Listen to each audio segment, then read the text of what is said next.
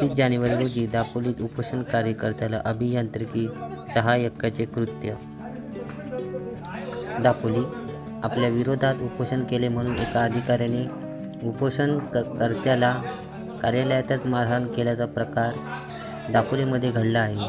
हा अधिकारी मद्यपान करूनच कार्यालयात आला असल्याची तक्रार या उपोषण कार्यकर्त्यांनी पोलिसांकडे दिली आहे. दापोली येथील मयूर मोहिते हे माहिती अधिकारी कार्यकर्ते 26 जानेवारी रोजी पतन विभागातील भ्रष्टाचाराविरोधात दापोली येथील तहसीलदार कार्यालयासमोर उपोषणाला बसले असतात. त्यांनी या कार्यालयातील स्थापत्य अभियांत्रिकी सहाय्यक राकेश रमेश जाधव यांची बदली करावी व त्यांच्या कामकाजाची चौकशी करावी अशी मागणी केली होती. त्यानुसार अधीक्षक अभियंता त्यांनी राकेश जाधव यांची रत्नागिरी येथील कार्यालयात तात्पुरती बदली केली होती. शुक्रवारी दुपारी 3 वाजण्याच्या सुमारास मयूर मोहिते हे पतन विभागाच्या कार्यालयात कागदपत्रे घेण्यासाठी गेले होते. तिथून ते बाहेर पडत असताना राकेश जाधव तिथे आले. त्यांनी मोहिते यांना शिवीगाळ केली, कमरेत लाथ मारली, डोक्यावरही मारले.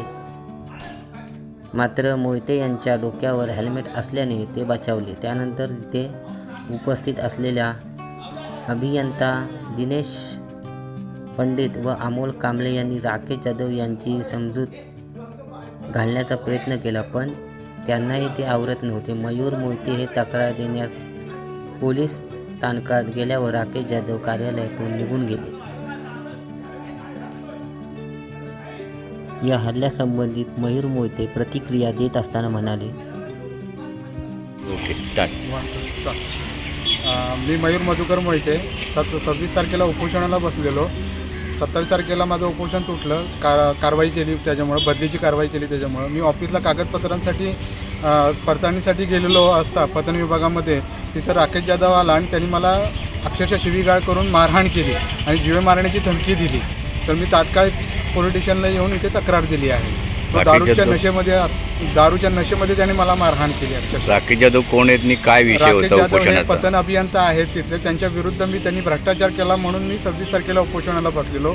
हा लढा गेली 4 वर्ष असाच चालू आहे. कुठच्या ऑफिसमध्ये मारहाण झाली? पतन विभाग दापोली.